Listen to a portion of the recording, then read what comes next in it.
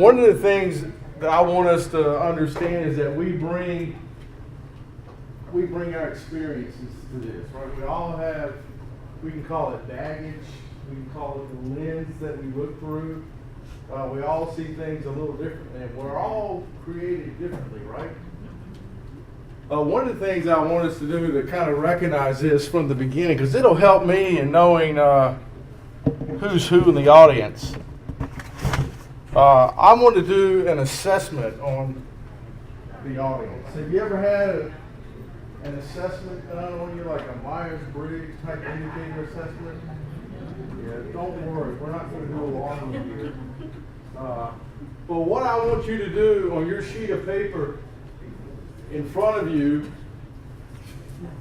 I want you, this is an easy assessment and it's very accurate. I want you to choose one of 4 shapes that best represents who you are, that captures your essence, that is you, the shape that defines who you are. Those shapes are really simple shapes. One of the shapes is a square. The other is a squiggly line. The third shape is a triangle. And the fourth shape is a circle.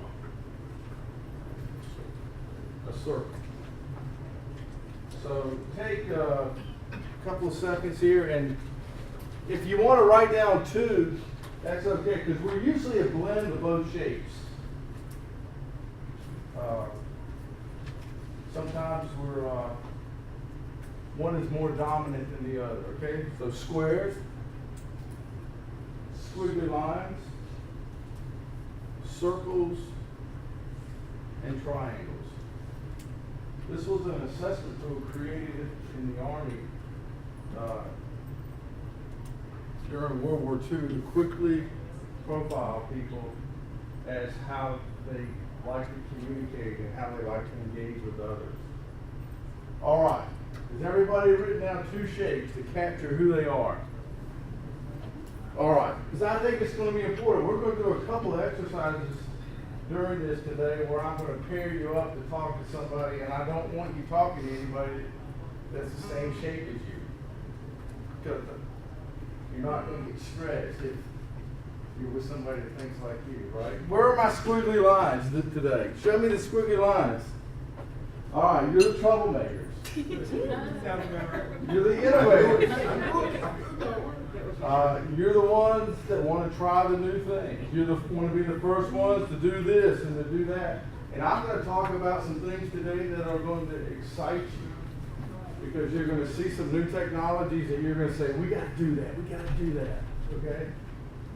Where are my squares? And everybody is necessary. Everybody is necessary. So don't sheepishly raise your hand when I ask, because everybody is necessary. Do we have any squares in here? Not. We have 1 square.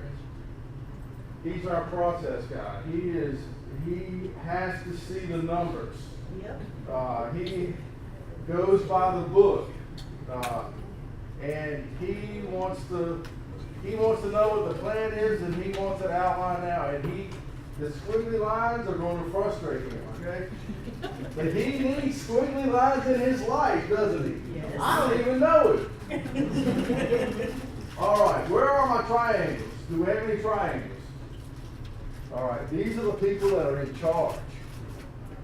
They lead from the top, and in their office, they have all kinds of accomplishments on their wall about all the great things that they've done in their life, all the degrees that they had, and but they're necessary. They're going to take charge, and they're going to lead us through this problem that we have in figuring all of this out.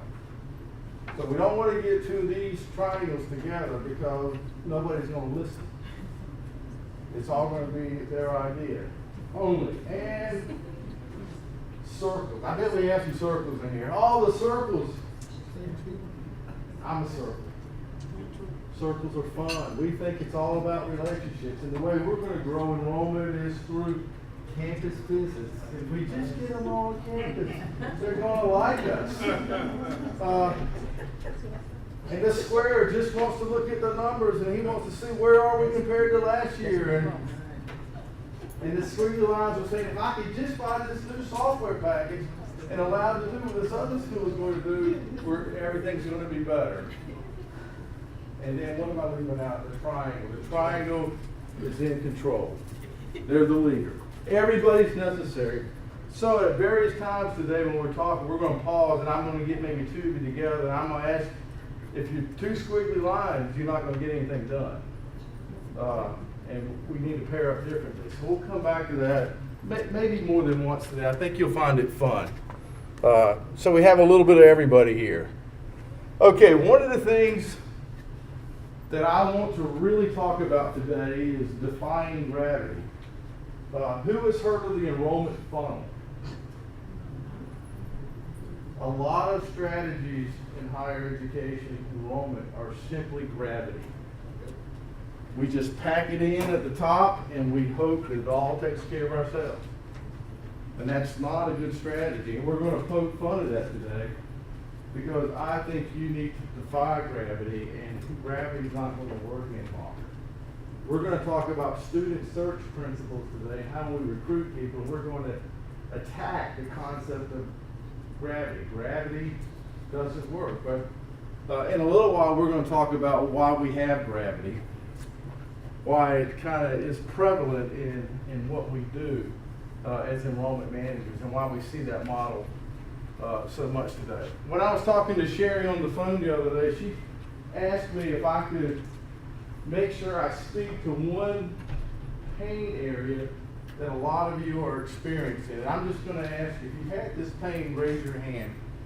How many of you create a big fat inquiry pool, start feeling good about things, or you get a lot of applications, you have a partner that comes in and helps you with a marketing campaign, they get all kinds of new apps, but you find that you have a hard time converting those people to enrollment. Is anybody stuck in that? Does that sound? I'm seeing a lot of heads going up and down. That's a common thing today. And she was having a conversation with 4 presidents the other day, and they were sharing that same pain, where they're bringing in high numbers of inquiries. Now my square back here will tell you the inquiries don't mean anything, do they? It's all about what? It's all about yield. It's all about deposits. It's all about things at the end. But so one of the things that I hope we can do today is defy gravity. Okay, let me just give you a little bit of information about me, so you know that I have a lens too, and I bring things that I've experienced in life to this as well, and I call it a tapestry. We're all a tapestry of our experiences, and some of my unique experiences are that I've been in the marketing world for a long time and have been fascinated with analytics and predictive modeling and direct mail marketing, and how we predict behaviors that are going to be influenced by giving the right message to the right household at the right time. Many years ago, I was involved in some marketing with Lowe's Home Improvement, where we were figuring out, based on credit card research, that when you bought certain products in 90 days, you were likely to do something else. So people that bought flooring in 90 days were sent a mail piece giving them an incentive to come in and buy an area rug. So that's some of my background. I'm also a retired naval officer who, to make commander in the Navy, I was sent to school to get a graduate degree, and I got a graduate degree in higher education administration. I never really knew that I would use it one day, and I find myself leaning on it quite often. And my wife and I met in campus ministry at the University of North Carolina. Do we have any Tar Heels in here? Do we have anybody that just really hates the Tar Heels in here? Well, many years ago, we came back and we helped be the administrators of our campus ministry organization, where we were the fundraisers. So we started hanging out with college kids all the time and seeing how things impacted their lives and what they responded to. So all of those experiences have kind of shaped who I am today. But one of the things I want you to know is that I had done 452 student search campaigns. Has anybody done more than 452 in here? You're probably not counting, are you? That's a lot of student search campaigns. So what does that mean to you? What that should mean to you is I've done a lot of what you shouldn't do. I've learned a lot of what not to do. I have thought things that were going to do better than they did because I ran to them, because I got a little bit of squiggly line in me. And I want to try the new things today. And I want to share with you some new things today that I think will excite you. But we have to remember, it's not all about the new things. I've done work with over 40 campuses. The HBCU that I work with that brought me here today is my relationship with Joe Montgomery. He was my client at North Carolina A&T a couple of years ago. And Joe is the one that held everybody late in the class next to us, right? And this is my company. I started a couple of years ago. I've had lots of experiences in this area, and my life has been leading up to this point where less than 2 years ago, I started Enrollment Field. And it's a really fun company, but I learned a lot about what not to do, and I learned what to do. And right now, we have 7 student search clients. So I'm small compared to some of the vendors out there. There are big vendors out there that do a lot, and they're part of this. Some of them are good. And I'm not here to push my company. I'm here to help make you better and tell you things that a lot of companies can do really well. We're going to get into some of that today. I'm going to try to help you be a better client for your vendor. And I would not call them vendor. One of the things you should do with your clients is call them your partner. And I have a saying where I say often with your student search partner, be vulnerable. Nobody knows how to do it all. I work with Duke University. I work with Elon University. Those are clients that in the past when I worked with them, they admitted they didn't know how to do everything. They're very fine institutions.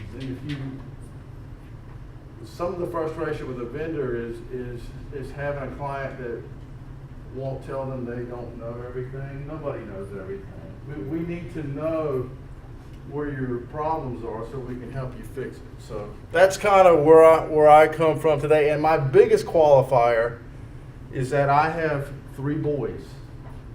And 8 years ago, one of them was getting hammered with mail from colleges, and I was in the direct mail business at the time.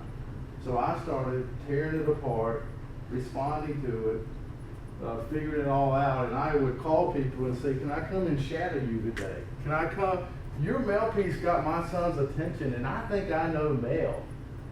You taught me something, and can I come hang out with you and learn from you today? And one of those ladies that I went and spent a day with is now on my team. She was the vice president of Tusculum College at the time, and she got my attention, and a long-standing relationship happened. But I've had 2 boys go through this process. Any of you, have you dealt with this as a parent?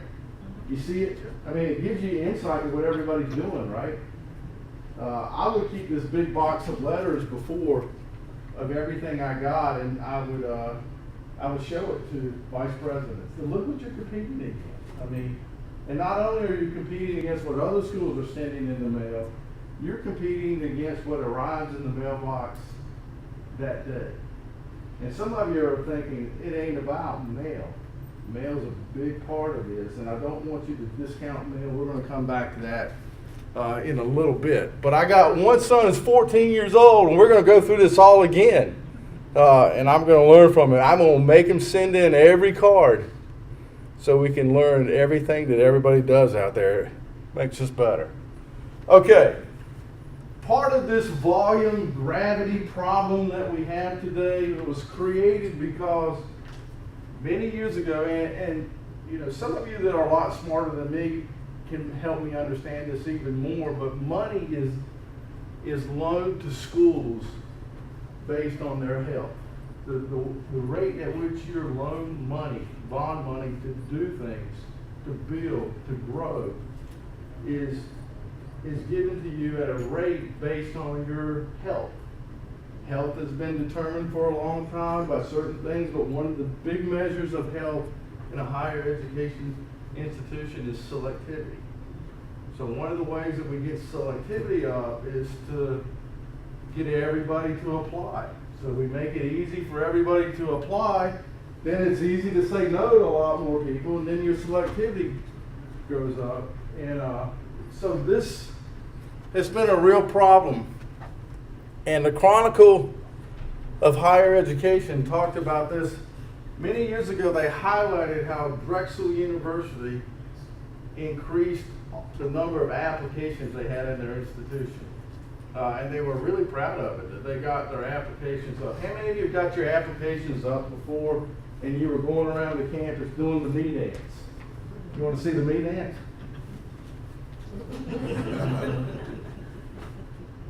How many of you have done that? Have you, or somebody on your campus did the me dance because they got applications up? The applications mean anything?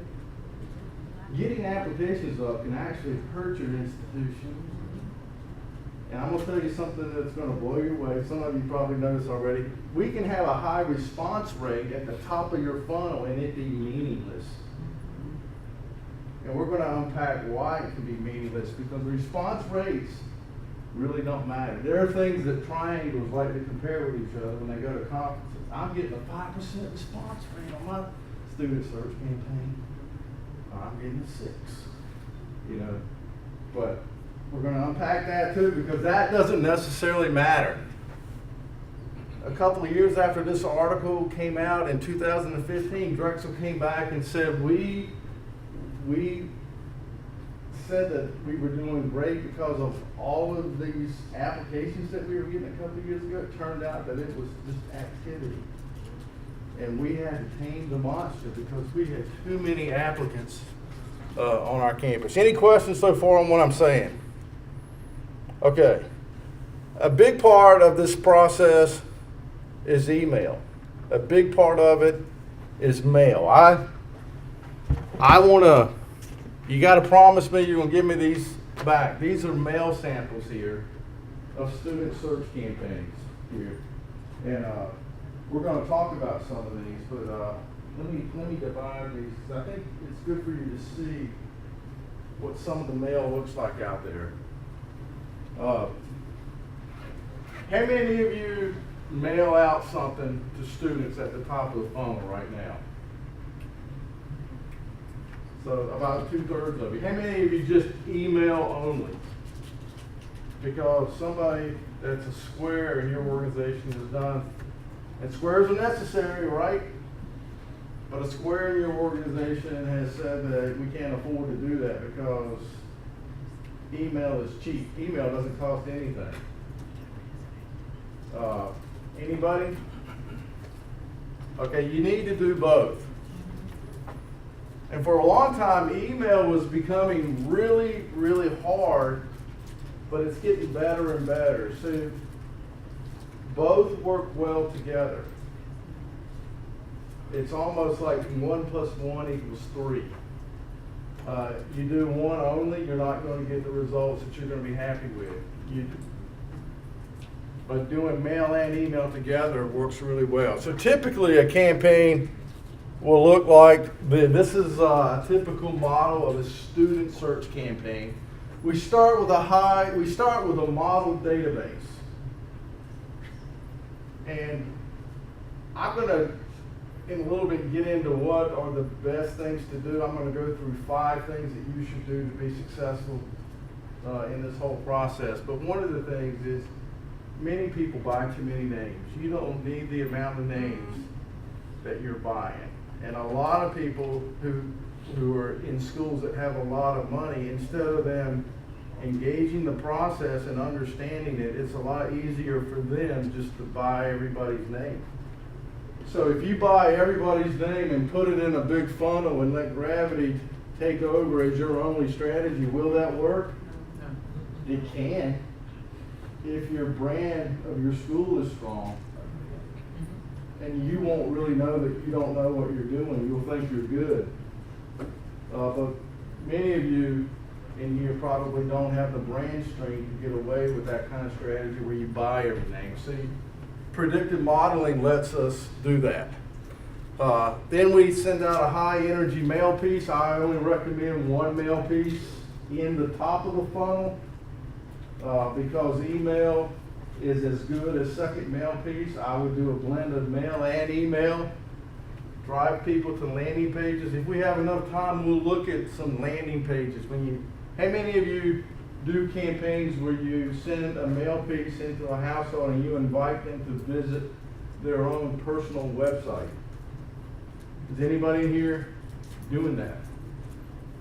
Well, you're going to like some of this stuff that we talk about here. Because when you do that, when you have somebody log on to their own website, you all of a sudden have measurement.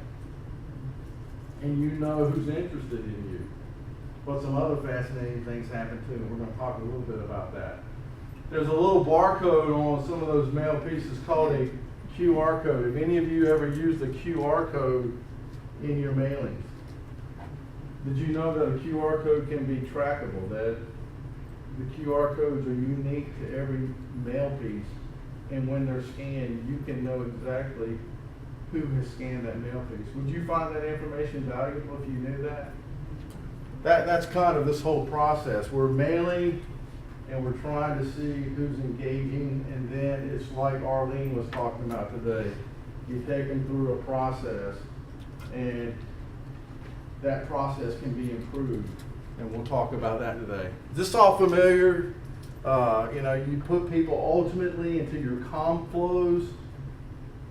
How many of you have a comm flow that you know about, and you sit down and you have comm flow meetings to talk about what pieces people are going to get in each sequence for each year group? Do you do that?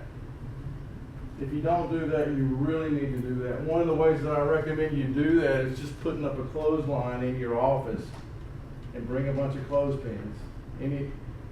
Some of you don't know what clotheslines and clothespins are. Some of you, though, have gone and run into the sheets before and wrapped yourself up in them, haven't you? You can tell I've done that before. But if you do that in your office and you put all your mail pieces in line and you print out your emails, you can kind of see the flow visually and see where you have gaps and holes and things like that. It's a good exercise for you to do. All right, this is the typical search engine.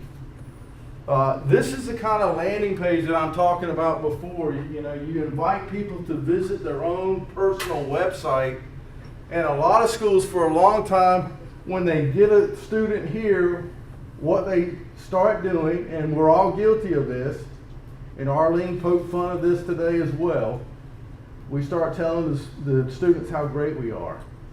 And these students have been the marketing directors of themselves for years. They don't want to hear about you.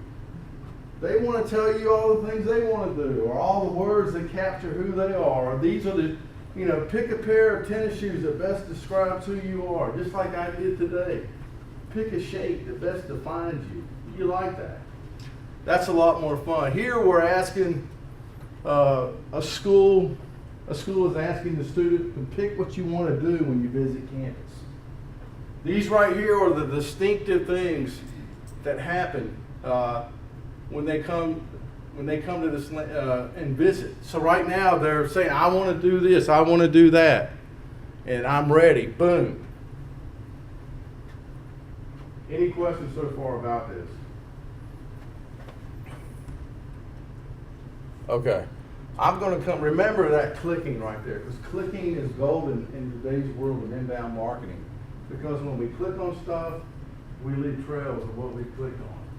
And you guys think that's creepy, but Generation Z, I'll use Arlene's definition of Z, they don't care. They leave trails of everything they do. They want the full experience. They'll turn on every device and they want it all, RFID, everything. But here's a little review. Does this look familiar to anyone? This is broken in many schools because it doesn't work like it used to work. Most of you probably don't have the money to sustain this kind of model where you can only rely on packing it full of prospects at the top of the funnel and letting gravity take over. Okay. So now we're going to get to the 5 things that you can do. Are y'all ready? Yes. Are you ready? Have I painted a dismal picture about things? Yeah. All right. All right. I'll tell you what. How about we pause right now and we pair up? This is going to be a little bit uncomfortable for us, but find somebody you don't know here and get with them and talk about the one cool thing that you do in your school that you think is a best practice that you'd like to share, that you're proud of. Because everybody, what do you come to these events for? Oh, you're thinking you don't have a good idea? Or you got too many? All right.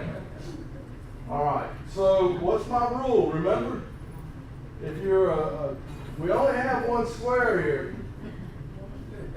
Did anybody come in late? Did they get to take our psychogeometric analysis to figure out the shape that best describes who they are? You came in late? Okay. For those of you that came in late, I asked people to pick a shape that best defines who they are. A square, a triangle, a circle, or a squiggly line. If you think about it too much, it won't work. But pick a second one. This is 85% accurate.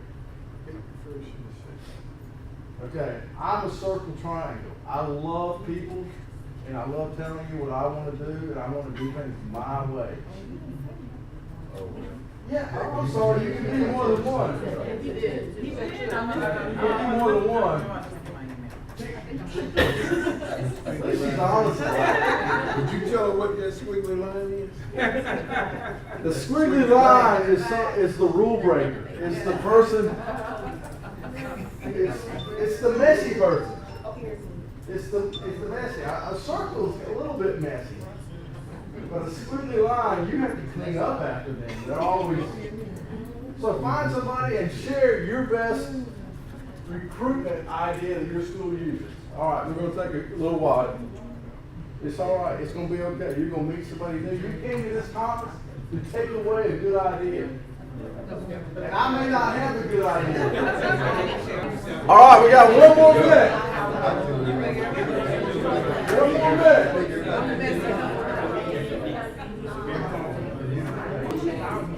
Okay, what we just did, I like calling these idea storms.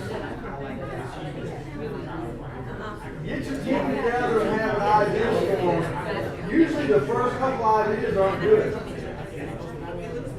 It's not until you get to the 9th idea that you really find something that could be really good. But you were all sharing your best idea.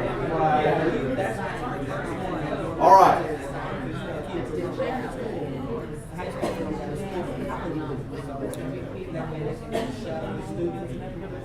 So, the first step in success,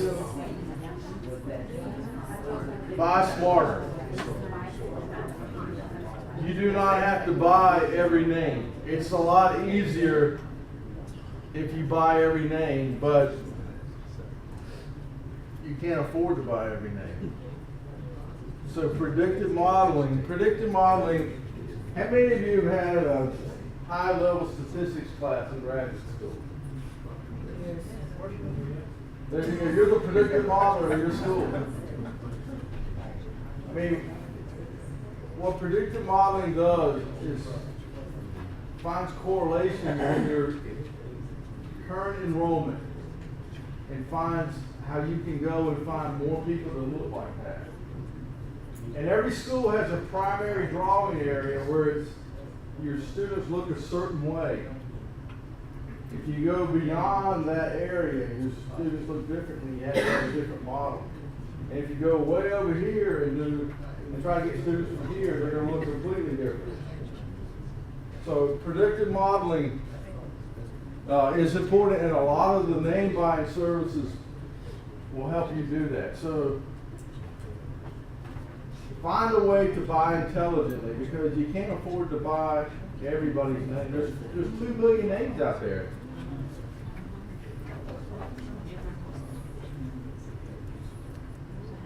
Don't be scared. Less is more. A lower response rate fewer applicants, a smaller inquiry pool. All of it can help you. Well, we're going to talk, hang with me here, we're going to talk about some things that could fix that problem. You might have had an impact you just didn't know. I mean, you may not, unless you're measuring and asking them to mail in something or visit a website that you could track, you really Well, we did. I don't didn't know. get one mailer back. Okay. All right. Was this your first year though, doing this? Yes, it was my first year. Okay, one of the things that I'm going to talk a little bit more about is a way you can measure. Do I have 3 minutes left? No. Oh, no. Okay. You got 10 now, you can't answer with me. I'm just. Yeah. We're going to go long if we're going to hurry up, but you're not going to let what No. happened next door happen here. No, I'm not. Okay. One of the things that's really cool in technology today is there's a lot of new things coming. One of the things that you probably experience all the time is a phenomenon called retargeting. You go somewhere, you click on something, you look at something, you go to another website and a banner ad comes up and it's, dang, you know. I'm at FarHillTimes.com all day long, and when I go there, you know, there's kayaks and things that come up, because I've been on REI's website looking at stuff like that. That's called retargeting. What's happening is a 1 pixel file is being baked on your device and it's being recognized when you go to another site, and people are auctioning in nanoseconds to be able to show you an ad. That's pretty cool, isn't it? One of the new technologies that's out right now is that we can send banner ads in the homes without it being triggered by a cookie. So I can take a mail list and decide that a month before we start mailing to this family, we're going to send banner ads into their home about your school. That's called pre-targeting or IP targeting. So that's a technology that you should consider looking at in the future. I think it's affordable and it's something that's going to help make mail better. So you could kind of work it ahead of time and prepare people. Another kind of technology that's really going to change the landscape, I think, is when you go and click on emails and go to a landing page, a cookie can be baked on your device, and we're doing this a lot for different schools right now. We go and place code inside of your school's website so that we know when that particular student comes back and visits that website. So a lot of you can look at Google Analytics and see that traffic came there. But how about if you knew exactly who came back to your website, how many times they came and exactly what they clicked on? You could have had that in place before and knew that that mail piece was having some impact for you because you could have captured specifically the people that were coming back to your website. And that's a technology that's out there right now that you need to consider blending into your mix. Is that familiar? I mean, is that clear to everyone what that technology is? I mean, I liken a lot of things to courting. That's my granddaddy's word, courting. I don't even know. We don't use that word today. Who you courting, boy? You know, if you're from North Carolina, you know what that word is. But one of the things when I was courting or when I was girl watching, if somebody told me somebody was interested in me, it gave me a lot more confidence. It's like getting that whisper in your ear, you need to ask her out. That's what's happening here. This person here is on your website. You need to engage them because they're interested in your school. And that technology is changing the landscape. And those are the things that we measure now. We don't need to measure how many people open emails or how many people say they want something. Behaviorally, those families that are coming back to your website on their own time 3 weeks later are the ones that you need to be alerted to engage with them. Okay. A couple of years ago, somebody told me that I was the money ball of higher education, and I thought that they thought I looked like Brad Pitt. But they didn't mean that. Part of the problem is we've been measuring the wrong things. We measure the things that are sexy and pretty. We measure things that are easy to measure. We measure in baseball, what do we measure? We measure batting average. We measure things that really in the end, who's seen this movie here? If you haven't seen this movie, I would recommend it and look at it and think about how does this impact what I'm doing in the enrollment world. Because what happened is the Oakland A's couldn't afford to buy the same players that the Yankees could buy. So they bought players that would produce, and what they did was they measured people by who gets on base, that was a measurement, and who scored runs. And they didn't worry about anything, but the analysts learned that that's a better measurement. And in our world, a better measurement is campus visits. How many of you share this statistic frequently? If I only get them on campus, I can get them to enroll. Or 50% of those. So why don't we get more people on campus and do it that way? So a lot of the search campaigns that we designed today, the call to action is come visit us on campus and tell us what you want to do. You know what it does when you ask somebody to come visit you on campus? You know what it does to response rates? Because that's a hard ask. It's a lot easier to ask somebody to, send me some information. But when you ask somebody to come and visit you on campus, they're going to fail. But when they say yes, and they come, that's better. And that's measuring things differently. That's focusing on metrics that matter instead of focusing on batting average. All right.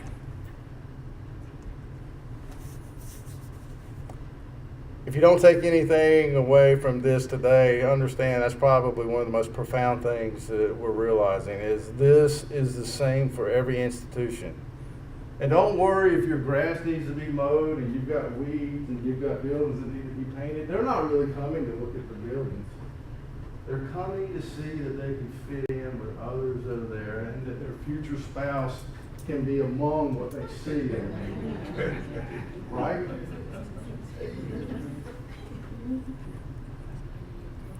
Okay, so we talked a lot so far today about technology. I've told you about IP targeting.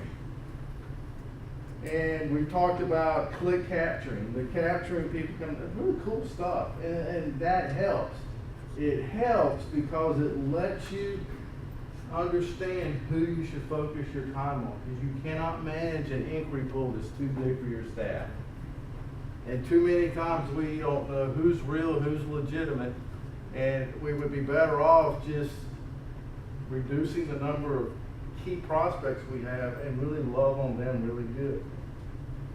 And in the end, I learned this.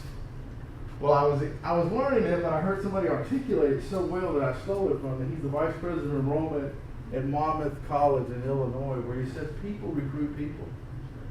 They always have and they always will. And these technologies that you use should help you to get to that. There's no magic formulas out there, but it's identifying who are the 500 right people in your inquiry pool that are coming back to your website, that are staying engaged, that are clicking on things, that show behaviorally that they're engaged with your school. Those are the people that need to be engaged with. And the way to do that is to help you point those out to your people and let them recruit. Let them do their jobs. And a lot of times that involves training, and we don't train enough in this area. But one of the things I'm going to talk about in a little bit is we need to train people to be nice. Okay. All right. All my squiggly lines, we need you. We need people to be bold and courageous. You need to challenge the squares and the triangles. And you need to try things like IP targeting. You need to do things like what you did. I think what you did was bold and courageous. I think it had an impact. You said enrollment went up. I think you just couldn't measure it in the interim to prove it, but it does help. Dimensional mailings are the best mailings. People get mailed all kinds of stuff. Your mail has to stand out. The good thing about mail, and don't discount it, is that 98% of Americans every day have what's called a mail moment. And it's not when the dude comes home from work and gets his wife all excited or anything. The mail moment, M-A-I-L, is what I'm talking about.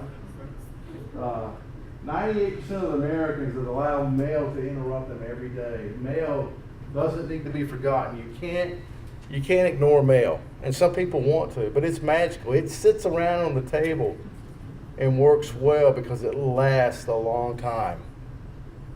All right. We're going to skip through those things here. These are just some new technology. I just want to put names on some of the new technologies that we talked about today.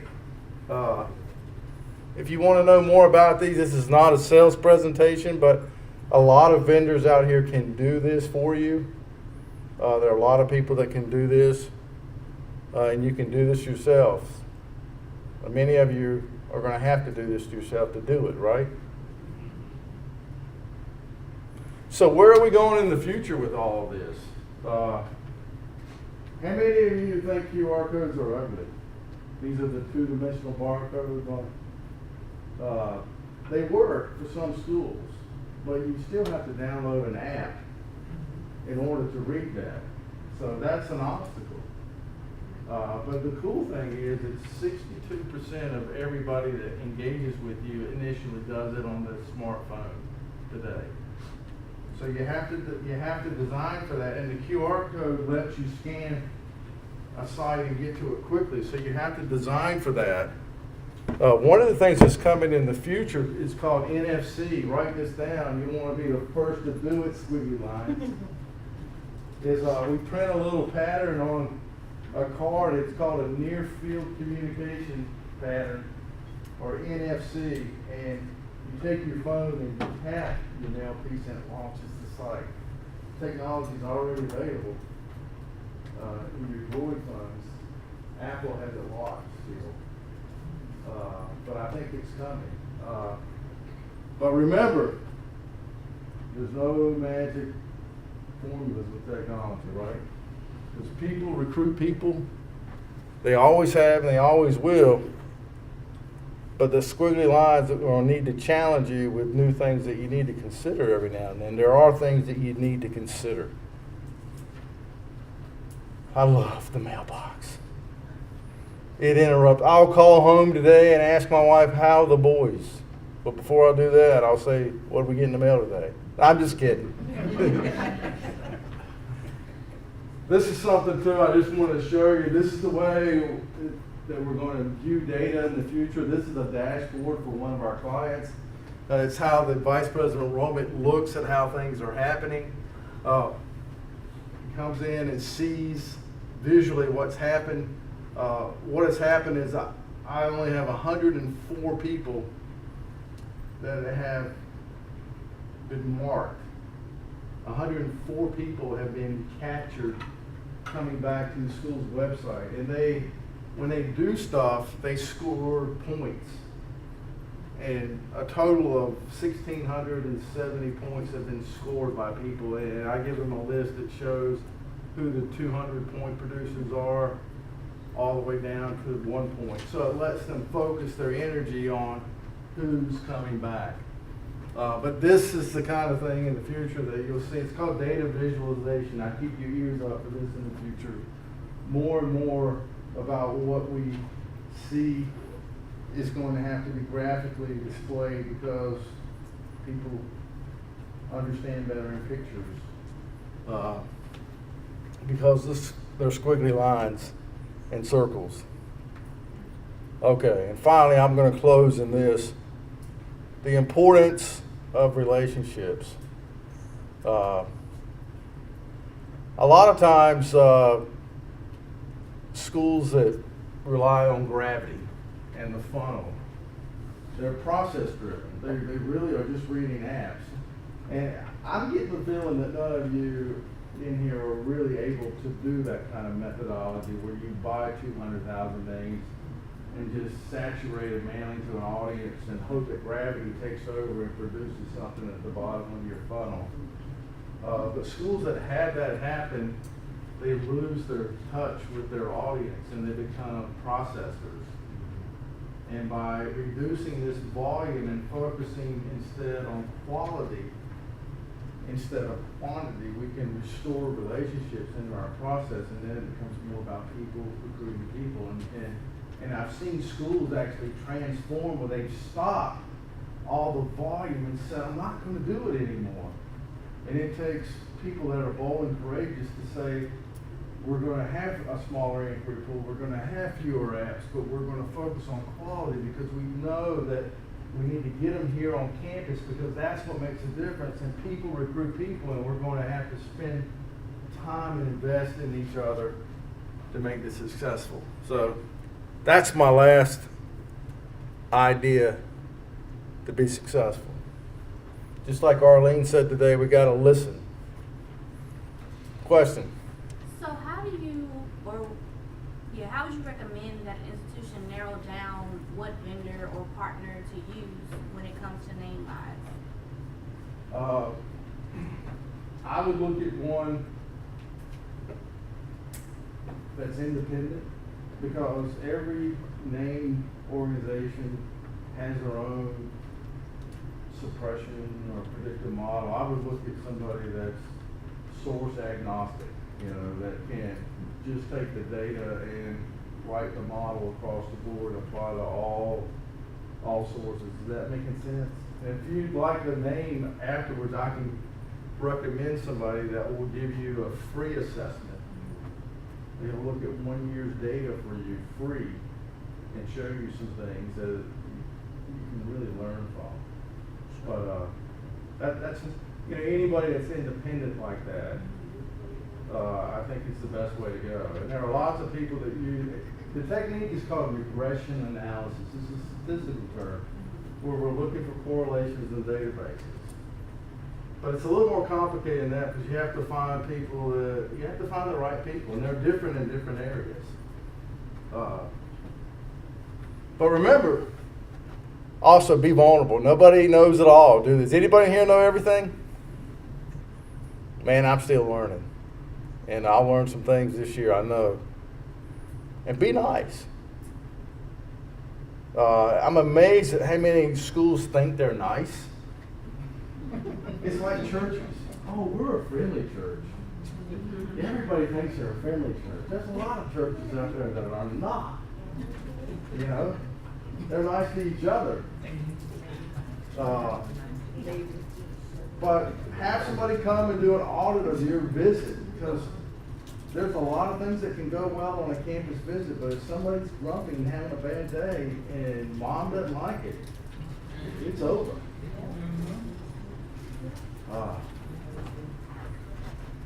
All right. I'm Mike Westner, and my company's Enrollment Fuel. And how much time? We're out of time, right? Yeah, if you want to take a couple questions, because we go into networking afterwards, so if you want to take a few. Yeah, I encourage you, the people you met today, and you heard the big idea from them, and continue the discussion afterwards, because the best ideas come from those around you. And I'll be up here for a little while. If you want to come up here and talk, and I can get in more depth on some of the things that I think you should do. You don't have to have a lot of money to do some things that